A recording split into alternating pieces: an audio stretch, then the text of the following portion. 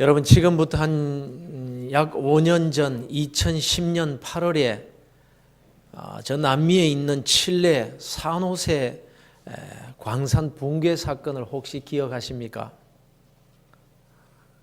영상을 잠깐 한번 보고 말씀을 전하도록 그렇게 하겠습니다.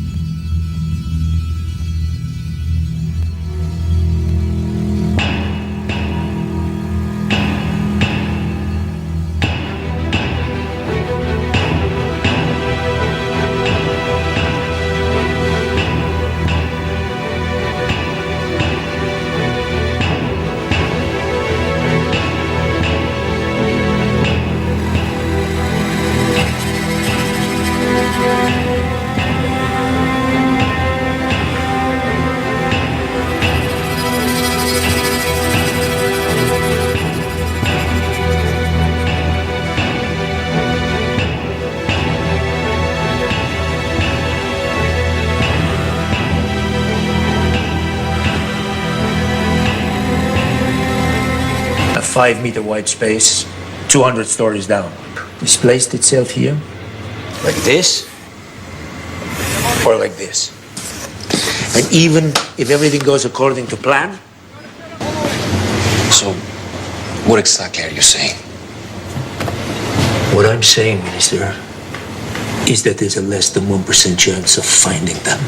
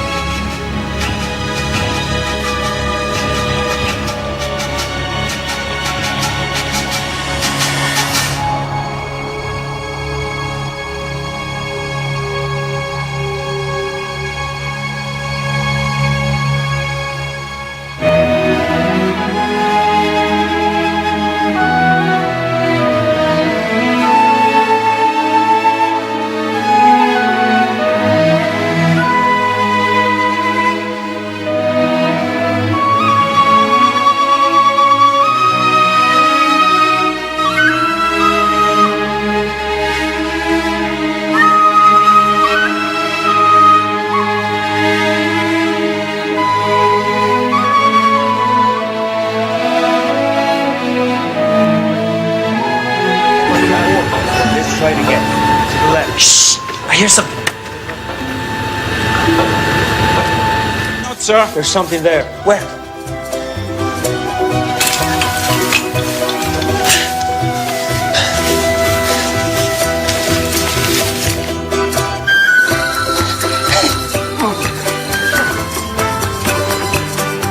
We are all well in the refuge. The 33. ¡Viva Chile! ¡Mierda!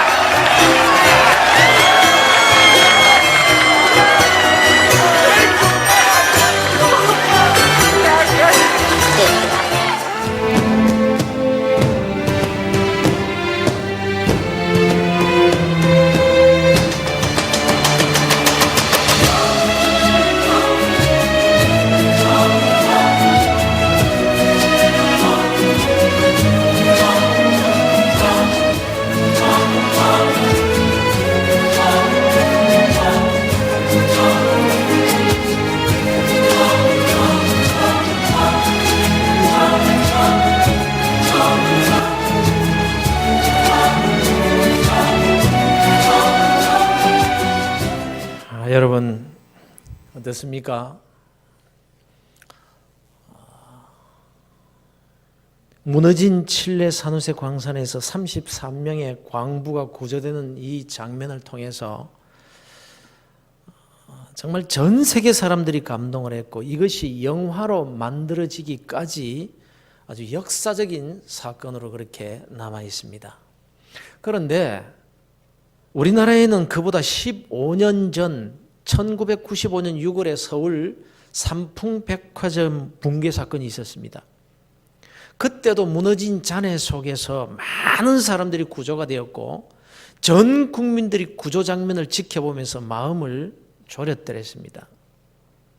그런데 아직도 제가 잊지 못하고 있는 것은요, 그때 한 소녀가 건강하게 구조될 때였습니다. 제가 병원에 신방을 갔다가 병원 로비에서 그 TV를 통해서 그 장면을 보고 있을 때였는데 그 장면을 같이 지켜보고 있던 옆에 있던 할머니 한 분이 이러시는 거예요. 아이고 가고 말지 뭘라고 살아나오노 이 험한 세상 어찌 살라고 이러는 거예요.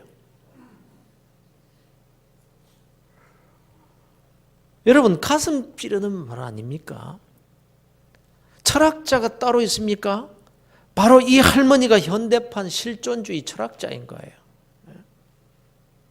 모두가 죽음 가운데서 기적적으로 구출되었다고 다 좋아하지만 그러나 그 삶의 이면에 드리워져 있는 인생의 어둡고 고통스러운 긴 터널을 두고 하는 말인 거예요. 그렇습니다, 여러분. 시간은 멈추지 않고 계속 흐릅니다. 순간이 계속되는 법은 없어요. 그래서 죽음 가운데 기적적으로 살아나는 그 칠레 광산의 그 환희의 순간도 지속적일 수 없다는 거예요. 화려하게 스포트라이트를 받으면서 뉴스의 주인공이 된 듯하지만 그 기쁨과 환희와 그 갈채도 순간일 뿐인 거예요. 서울에서 칠레에서 전 세계 사람들의 환호를 받으면서 기적적으로 살아난 그들이 지금은 어떻게 살고들 있을까요? 구조될 그 당시의 감격과 화려함 그리고 그 멋진 생활의 기쁨이 지금도 계속되고 있을까요? 그래서 인간의 한 기적적이고 멋지고 아름다운 그 순간을 두고 그 인생을 판단해서도 안 되고 그런 순간만을 기대하고 바라보며 살아도 안 되는 것입니다, 여러분. 반면에 이 험한 세상 어찌 살랐고 살아났노? 이 태도도 역시 옳은 태도가 아닌 것입니다. 인간의 슬프고 어두운 삶도 지속적이지 않기 때문에 그런 거예요. 그래서 눈앞에서 일어나는 그 일이 전부가 아니라는 겁니다. 죽고 사는 문제를 비롯해서 인간이 살아가는 모든 일에는 하나님의 뜻이 담겨져 있는 겁니다. 심지어 참새 한 마리도 하나님의 허락 없이는 땅에 떨어지지 않는다고 말씀하시거나 하물며 우리 그리스도인들의 삶이겠느냐라는 것입니다.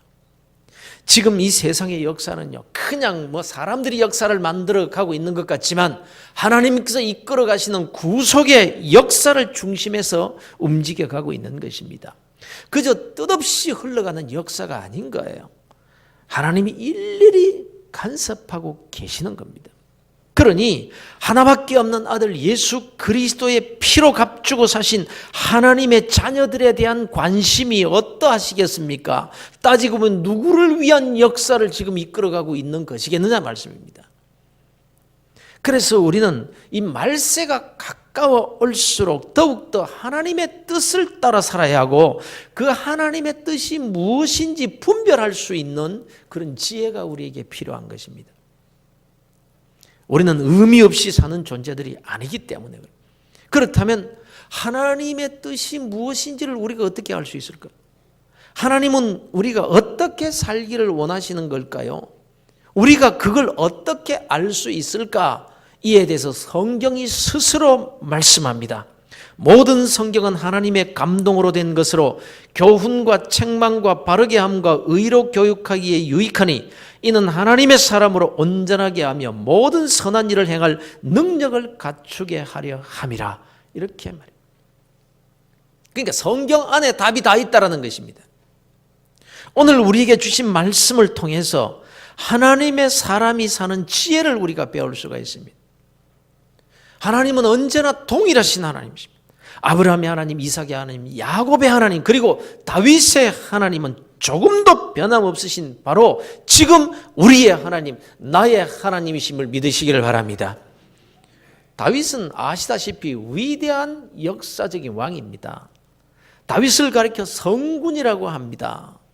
그리고 예수님을 가리켜 말할 때 다윗의 자손 예수여라고 부르는 것만 봐도 구속의 역사에서 다윗 왕이 차지하는 비중은 엄청나다고 할 수 있는 거예요.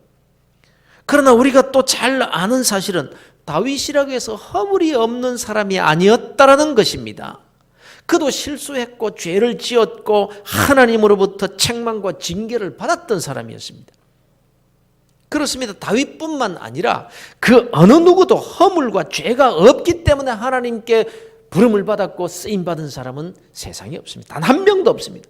그래서 우리가 오늘도 이렇게 담대하게 죄가 있지만 허물이 있지만 부족함이 있지만 은혜의 보좌 앞에 이렇게 나와서 앉을 수가 있는 것입니다. 그런데 결국 문제가 뭐냐? 그렇다면 하나님이 어떤 자를 붙들어 사용하시느냐 하는 점이 문제인 거예요. 우리 그리스도인들은 어차피 하나님의 은혜로 택함을 받은 사람들입니다. 하나님의 자녀가 어떻게 되었습니까? 그냥 은혜로 다 똑같이 은혜로 구원받았어요. 그런데 하나님이 그 은혜로 구원받아서 교회로 불러주신 그리스도인들 가운데 누구를 사용하시고 누구와 함께 일하시기를 기뻐하시는가? 이게 중요하고 이것이 문제일 뿐인 거예요.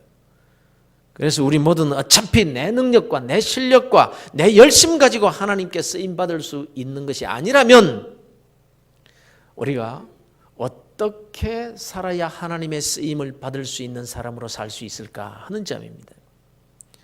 도대체 하나님이 원하시는 삶은 어떤 삶이며 어떻게 해야 하나님의 마음에 합한 자로 인정받아 쓰임받는 그런 삶을 살 수 있을까?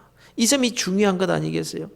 그래서 여러분 기왕에 우리가 예수 믿어 천국 백성은 다 되었으니까 천국은 다 들어갈 테니까 믿음으로 짧은 인생 이 땅에 살면서 하나님께 인정받고 하나님께 즐겨 쓰시는 하나님께서 즐겨 우리를 사용하시는 그런 도구가 되어 살다가 주님 만나는 복된 그리스도인들 되시기를 주 예수 그리스도 이름으로 축원합니다.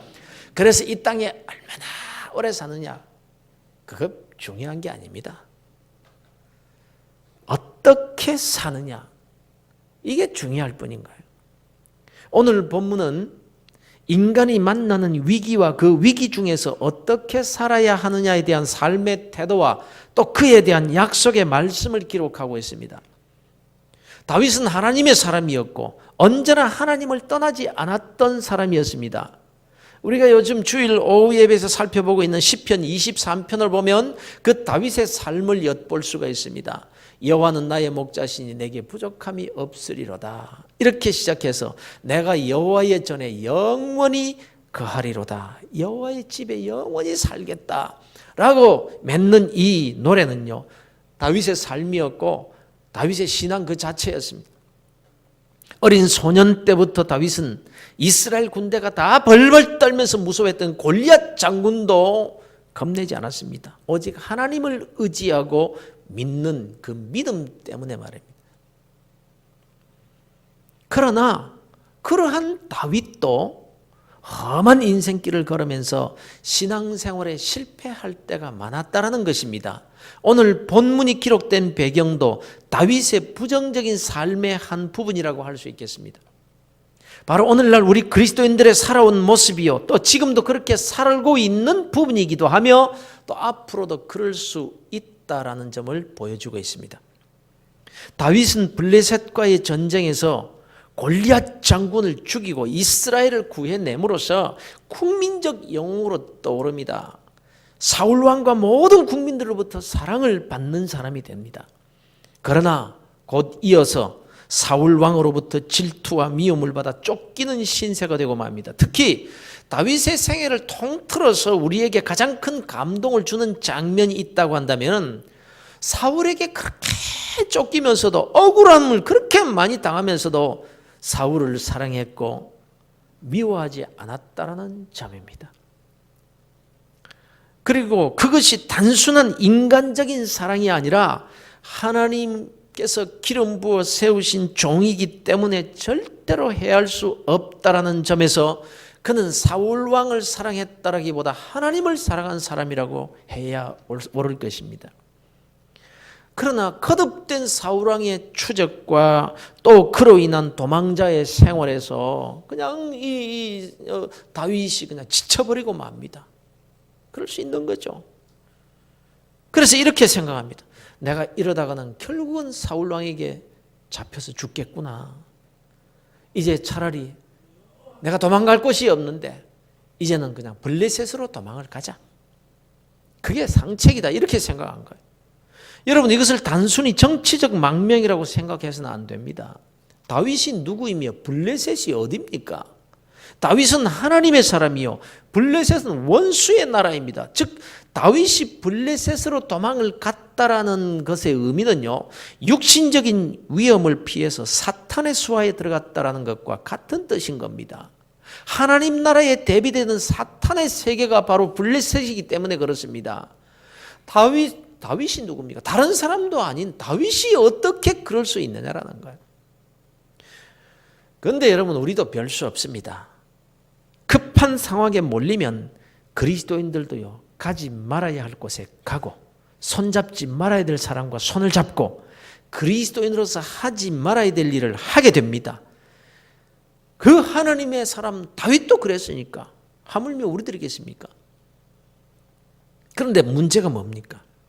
하나님의 사람이 인간적인 방법으로 하나님의 곁을 떠나면요, 특징이 뭐냐? 하나님의 뜻을 묻지 않는다라는 거예요. 그때부터는 자기 생각과 자기 수단으로 일을 하게 되는 겁니다. 이게 무서운 겁니다. 세상에 다윗이, 다른 사람도 아닌 다윗이 어떻게 원수의 나라 블레셋으로 들어갑니까? 블레셋이 어디입니까? 블레셋의 장군 골리앗의 목을 쳐서 포효했던 그 다윗이 살겠다고 그리로 도망을 쳐요? 다윗을 따르던 600명과 그들의 식소를 데리고 블레셋의 가드 왕 아기스에게 망명을 요청을 합니다. 여러분 한번 생각해 보십시오. 다윗이 그 원수의 나라로 도망을 쳤다? 블레셋의 입장에서 생각해 보면요, 다윗이 누굽니까? 자기들의 영웅 골리앗 장군을 죽인 철천지 원수입니다. 그런데 그런 원수의 나라에 들어가서 그 나라 왕의 신임을 받고 살려면 얼마나 비굴한 모습으로 살아야 되겠습니까? 이런 일까지 있었습니다. 다윗이 아기스 왕의 배려로 이제 시글락이라는 곳에서 정착을 하게 되는데, 다윗이 자기 군사들을 데리고 그술과 기르스와 아말렉을 공격해서 전리품을 획득해 옵니다. 그리고는 그 전리품의 일부를 아기스 왕에게 상납을 하는 겁니다. 신임을 얻어야 되니까, 살아야 되니까. 아기스 왕이 다윗에게, 아이고 또 전리품을 가져왔네? 그래, 이번에는 어디를 공격했지? 예, 유다의 남방을 공격했습니다. 무슨 말입니까? 자기의 조국 이스라엘을 공격했다고 거짓말을 하는 거예요. 아기스 왕이 생각해 보니까 이 다윗이 자기의 조국 이스라엘 유다를 공격해가지고 전리품을 가져와서 자기한테 바치니까 어떻게 생각하겠습니까? 야, 이제 믿을만 하구나. 이제는 이스라엘로부터 이 다윗은 지독하게 미움을 받겠구나. 이런 생각을 하게 되고 다윗을 신임하게 되는 거예요. 근데 이게 거짓말이었거든. 사람은요, 하나님을 떠나서 인간적인 방법을 취하기 시작하면은 점점 더 불신의 늪으로 빠져들고 마는 게 거짓말이 거짓말을 낳게 되는 거예요. 불신이 불신을 낳게 되는 거예요. 다윗도 별 수 없었더라는 말이에요. 그래서 다윗이 그술이나 아말렉을 공격할 때는 짐승이나 탈취물은 다 빼앗아 오고 사람은 한 사람도 살려두거나 포로로 잡아오지 않았습니다. 왜냐하면 한 사람이라도 살아있으면 아기스 왕에게 다윗이 거짓말했다는 거예요. 자기 조국을 유다를 공격해서 내가 전리품을 얻어서 이렇게 가져왔다는 그 새빨간 거짓말이라는 것이 탄로날까 봐서 한 사람도 살려두지 않았습니다. 이럴 수밖에 없었던 다윗을 여러분 이해하실 수 있겠습니까? 우리도 여러분 마찬가지입니다. 하나님을 떠나, 말씀을 떠나, 신앙 양심을 떠나 내 방법, 방식과 수단대로 불신의 길을 걸어가게 되면요, 그 작은 불신을 덮기 위해서 더 큰 불신의 길로 갈 수밖에 없는 겁니다. 하나님의 사람이 처음부터 완전히 하나님을 떠나지 않습니다. 이불만 끄고 나면 내가 돌아가리라, 다 그래요. 그러다 보면 옆에 더 큰 불이 나요. 그럼 이불만 내가 끄고 나면 다시 돌아가리라.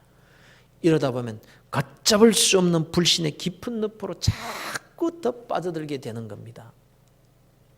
다윗도 자기의 수단을 다해서 노력을 해봤지만 점점 더 어려운 일만 닥칩니다. 다시 말씀드리면 사울에게 쫓기면서 하나님과 함께 사는 것이 낫지, 사울을 피해서 인간적인 안전을 찾아서 하나님을 떠났더니 더 큰 고통이 자기에게 찾아오더라는 것입니다. 이제 블레셋과 이스라엘 사이에 전쟁이 일어났습니다. 아기스 왕이 다윗을 불렀습니다. 이제 드디어 너의 충성심을 진짜 보여줄 때가 되었다. 그동안 간간히 내가 이스라엘을 공격한 적이 있었지만 이제 우리와 함께 공격해서 완전히 끝장을 내자. 이 기가 막힌 일 아닙니까? 다윗이 누군데 어디를 공격한다는 말입니까? 사울을 피해서 잠시 도망쳐 온 것뿐이지 어떻게 이스라엘을 공격해요? 하나님을 공격하는 것이나 다름이 없습니다. 그래서 이러지도 못하고 저러지도 못하는 가운데 엉겹결에 따라 나선 거예요. 사실 우리들도 살다 보면 엉겹결에 불신의 세력에 이끌려갈 때가 많습니다. 그 길을 가기는 가면서도 얼마나 괴로운지 몰라요. 그래도 내가 그리스도인인데, 그래도 내가 예수 믿는 사람인데, 그래도 내가 교회의 집사인데, 그래도 내가 모태신앙인데, 내가 믿음의 집안에서 자란 사람인데, 그러면서도 그 불신의 길을 걸어가는 그 마음은요, 너무너무 고통스러운 거예요. 그런데 오늘날 이런 그리스도인들이 얼마나 많은지 모릅니다. 내가 이래서는 안 되는데, 이래서는 안 되는데 하면서도. 그때 블레셋 지도자들이 아기스 왕에게 불만을 터뜨립니다. 아니 도대체 저 다윗이 누군데 데리고 갑니까? 저 이스라엘 사람입니다. 이스라엘 사람 가운데서도 우리의 장군 블레셋을 죽인 사람입니다. 이스라엘에서 사울은 천천히요, 다윗은 만만이라고 영으로 떠올랐던 그런 사람입니다. 저 다윗을 어떻게 데리고 갑니까? 언제 뒤통수를 칠지 모릅니다. 돌아서서. 그래서 기회다라고 하고 이스라엘 왕에게 다시 신임을 얻을 수 있는 좋은 기회라고 생각할 것 아닙니까? 어떻게 저 다윗을 데려간단 말입니까? 막 항의를 한 거예요. 그래서 아기스가 다윗을 불러서 나는 네 충성심을 믿는다. 그러나 저 장군들과 방백들이 저렇게 펄펄 뛰면서 반대를 하니까 할 수 없다. 너는 집으로 돌아가라. 이렇게 말합니다. 하나님이 도우신 거죠. 그 전쟁에 참여했더라면 어떻게 되었겠습니까? 그런데 이때 다윗이 이렇게 말합니다. 아니 왕이여, 내가 지금까지 얼마나 충성을 다했는데 왜 전쟁에 참여하지 못하게 하는 겁니까? 나를 못 믿습니까? 아이고 이럽니다. 속으로는 아이고 다행이다 이렇게 하면서도. 사람이 이런 거예요. 사람이 이런 거예요. 그런데도 다윗은 사실 깨달을 바를 깨닫지 못합니다. 다윗이 시글락으로 돌아가 보니까 쑥밭이 되어 있습니다. 아말렉인 남자들이 없는 틈에 그것을 침공해가지고 그것 가족들 몽땅 다 잡아가 버리고 모든 재산도 뭐 짐승 다 가져가 버리고 집은 불타 없어져 버리고 말았습니다.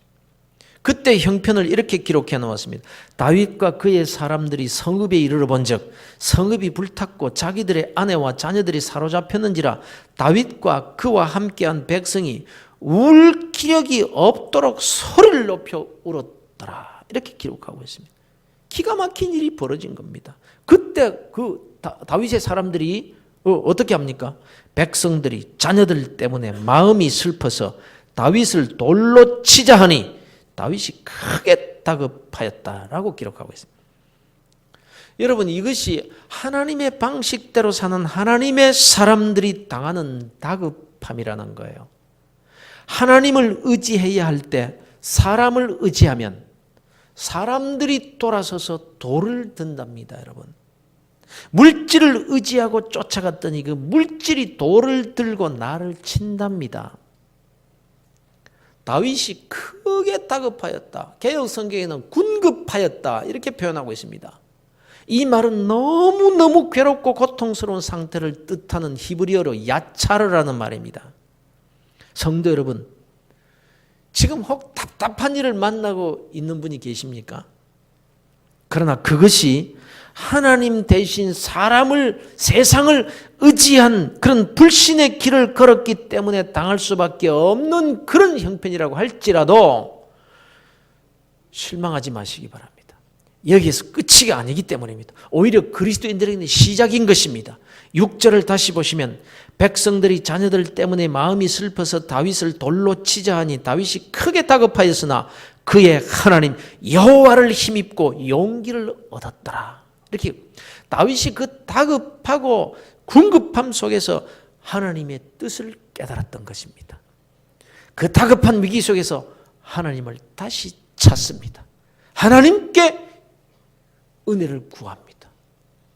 하나님의 힘을 입기 위해서 이제 다윗이 돌아서는 거예요. 자기 뜻대로 사는 삶에서 돌이키기 시작합니다. 제사장을 부르고 하나님의 뜻을 이제 묻습니다. 그는 하나님의 말씀을 따라 행동하기 시작합니다. 그 결과 하나님의 은혜로 가족과 모든 재산을 도로 찾아오게 됩니다.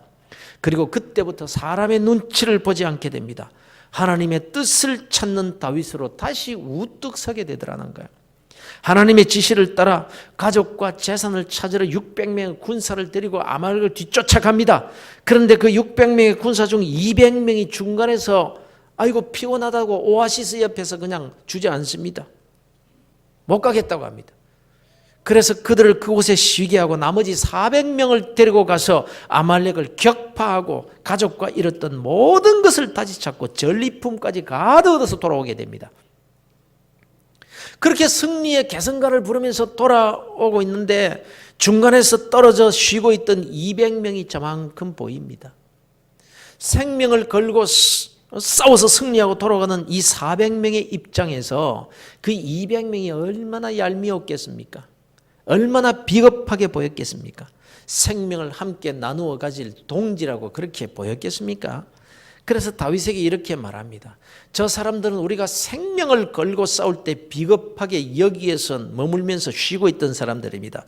저들의 가족을 찾아주는 것만으로도 저들에게는 과분한 대접입니다. 그런 거로 우리가 이 전쟁에서 획득한 이 탈취물, 이 전리품은 저들과 함께 나눌 수 없습니다. 저들에게 나눠줄 수 없습니다. 이렇게 말합니다. 이 당연한 일 아닌가요? 그런데 다윗이 이렇게 말합니다. 아니다. 이 모든 것은 전쟁에 참여한 사람이나 여기에서 쉬고 있던 참여하지 않은 사람이나 똑같이 나누어야 된다. 왜냐하면 여호와께서 우리를 보호하신 것이고 우리를 치러온 그 군대를 우리 손에 붙이신 분이 여호와이시고 하나님이 이 모든 것을 우리에게 주신 것이기 때문에 그렇게 못한다. 똑같이 나눈다. 다윗이 불신의 자리에서 신앙의 자리로 다시 우뚝 서는 모습입니다. 이것은 내가 한 일이 아니다. 이것은 우리가 한 일이 아니다. 하나님이 하신 일이다. 이 신앙의 고백을 이렇게 표현한 거예요. 사랑하는 성도 여러분, 다윗도 불신의 자리에 섰거든 하물며 우리들이겠습니까? 나의 불신으로 인해서 크게 군급하고 다급한 일을 우리도 만날 수가 있습니다. 그러나 성령께서 우리에게 오늘 이렇게 말씀하십니다. 너희들도 그 다급한 자리에서 하나님 여호와를 힘입고 용기를 얻으라. 이렇게 말씀하고 있습니다. 우리의 불신 때문에 넘어졌다고 할지라도 거기에서 하나님을 힘입고 용기를 얻어야 한다. 우리에게 이렇게 말씀을 하고 있는 것입니다. 여호와를 힘입고 하나님만 바라보고 이제 하나님만 의지하라는 말씀입니다. 그렇습니다. 우리가 아무리 힘들고 어렵고 다급한 일을 만났다고 할지라도 거기에서 낙심하거나 탄식하거나 포기할 것이 아니라 신앙을 회복하는 기회로 삼아야 된다는 것입니다. 대부분의 사람들은 이런 어려움을 만났을 때 신앙을 잃어버립니다. 하나님과 더 멀어지는 사람들이 대부분입니다.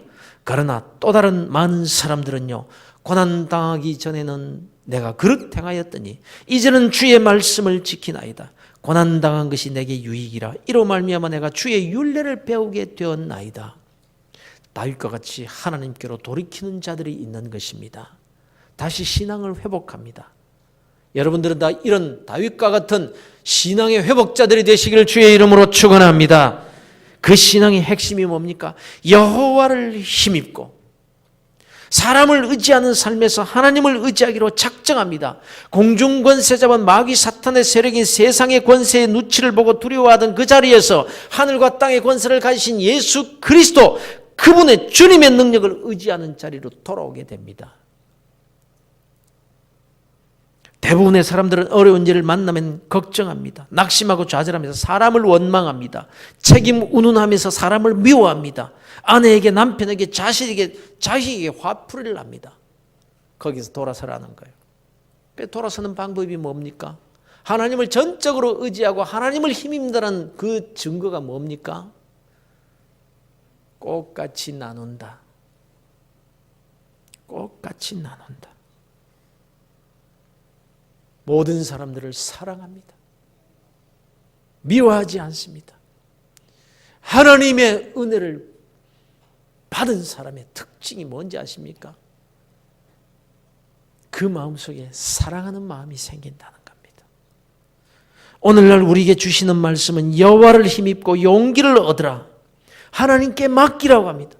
여기까지 인도하신 에베네셀의 하나님을 생각하고 하나님께서 내게 무엇을 원하시는가를 생각하고 다윗과 같이 하나님의 뜻을 찾으라는 것입니다.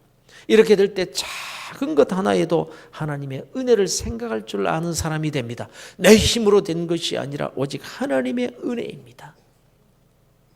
반찬 없는 밥상 앞에서도 하나님의 은혜에 감사하게 됩니다.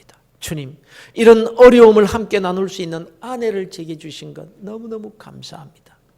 하나님, 아무리 어려워도 내 곁에 늘 함께 해주는 남편을 내게 주신 것 너무너무 감사합니다.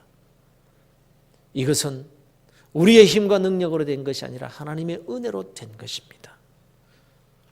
하나님만 바라보고 하나님만 의지하고 하나님께 소망을 두고 사는 신앙을 회복하게 될 때 다윗과 같이 우리 모두가 꽃같이 나눈다. 이 일에 수고하지 않은 사람들까지도 함께 동참하도록 하자. 왜냐하면 우리가 한 일이 아니라 하나님이 주신 은혜이기 때문이다. 마음이 부요해집니다. 남을 배려할 줄 압니다. 사랑할 줄 아는 사람이 됩니다. 그때부터 하나님은 본격적으로 다윗을 돕기 시작하십니다. 하나님, 제가 이제 블레셋 땅을 떠나서 다시 유다로 들어가겠습니다. 내가 비굴하게 이리로 도망쳐 왔지만 이제 죽을지라도 내 조국 이스라엘 유다로 다시 돌아가겠습니다. 하나님, 제가 돌아가도 되겠습니까? 그래, 돌아가거라. 어디로 갈까요? 헤브론으로 가거라. 이렇게 사무엘 상의 역사가 끝나고 사무엘 하의 역사가 다시 시작이 됩니다.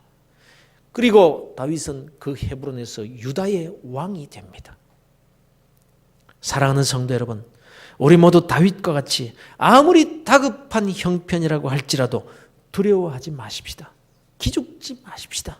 안 된다고 말하지 마시기 바랍니다. 누구를 원망하거나 불평하지 마시기를 바랍니다. 다윗의 하나님은 우리의 하나님, 나의 하나님이심을 믿으시기를 바랍니다. 아무쪼록 다윗과 같이 여호와를 힘입는 신앙으로 나아가셔서 하나님께서 인도하시는 임마누엘의 축복으로 사는 그런 복된 그리스도인들이 다 되시기를 우리 주 예수 그리스도 이름으로 축원합니다.